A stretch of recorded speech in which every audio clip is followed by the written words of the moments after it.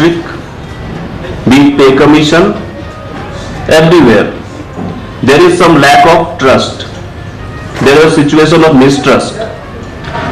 So the subtopic of this lecture is lack of trust between employee and employer. So first of all, I request Tirthankar Pyne sir to come and enlighten us.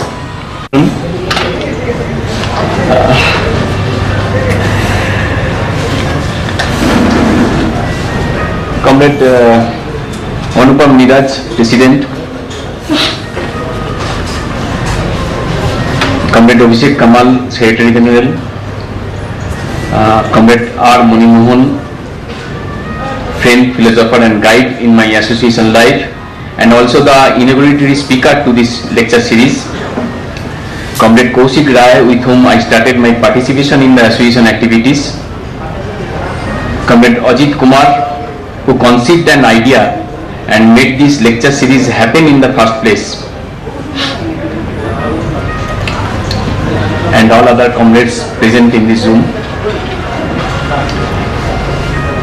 See, this is the third annual lecture on participatory governance organized by AICEIA. On both the occasions, earlier occasions, I had been there and I have spoken. Actually, when Comrade Ajit Kumar initiated this lecture series, that time also, and after that in Nagpur, when I spoke just after Comrade Manimohan's brilliant inaugural lecture, I said, I gave my opinion that I personally prefer the phrase participatory government rather than participatory governance, and tried to argue in favor. Of course, after that, last year in Kolkata, our comrade Arun Zachariah, he is not here today. Arun also gave a very beautiful lecture, but I hold my opinion, and perhaps that relates to the subtopic that Comrade Manimohan was referring to. See, yesterday only we all know that yesterday only Britain sought referendum to decide whether to exit or remain in the European Union. We already know the result of that referendum, also that poll. This is how democracy works. And at the same time, a week ago, a young British MP, we all know Jo Cox, had to give her life while campaigning for the referendum. For me, these and several other such incidents all over the world are the price democracy takes, extracts. The process of democracy may be time-taking and painful in that way, but all the democratic minds, we hope that the outcome will always be time-tested and peaceful.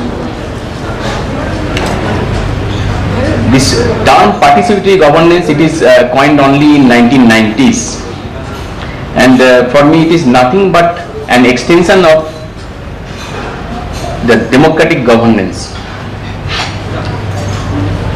Or maybe it is a variant of governance theory that puts emphasis on democratic engagement through deliberation, through deliberative practices. The focus is on empowering people, deliberative empowerment of citizens or subjects within a democratic system, and hence it is automatically it is a subject of political activism on the part of various public organizations, interest groups, including associations like ours.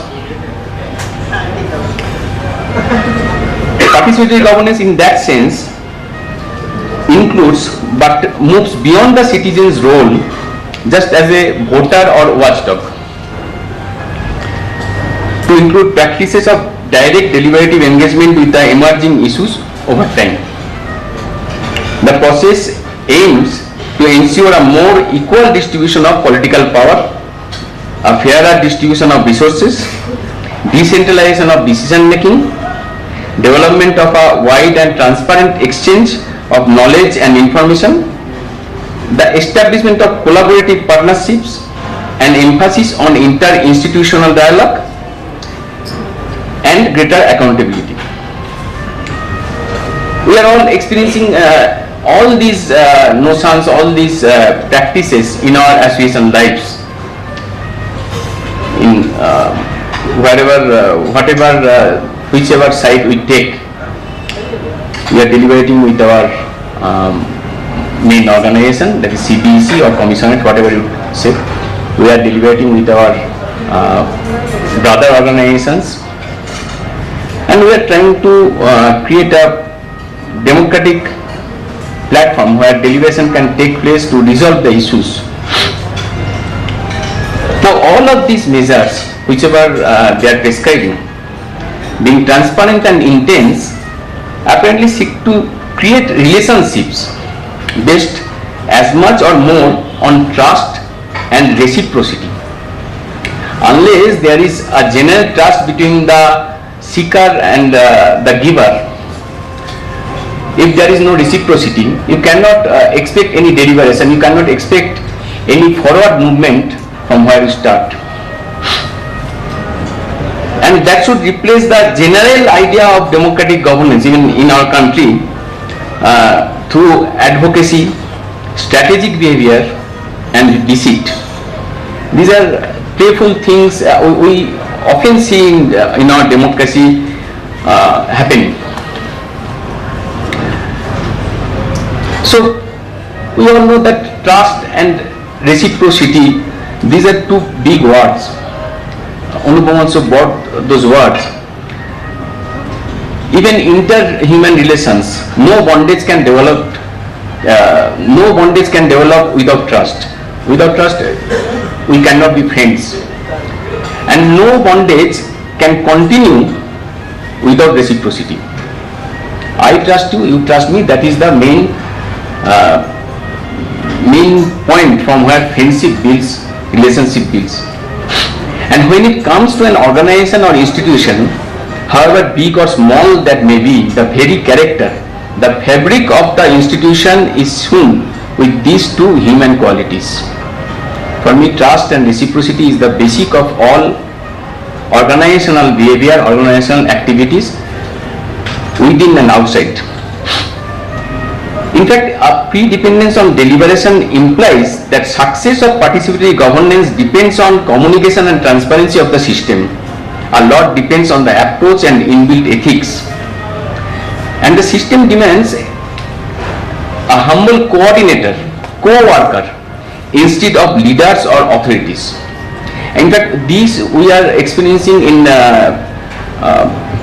present day political activism in our country also, when leaders who are more down to earth, who are coming from within the people, are getting much more support from the people. For me, it sometimes feels, I feel that the Buddhist model of democracy matches with that. In fact, Buddha said that as long as Lichavi was a republic,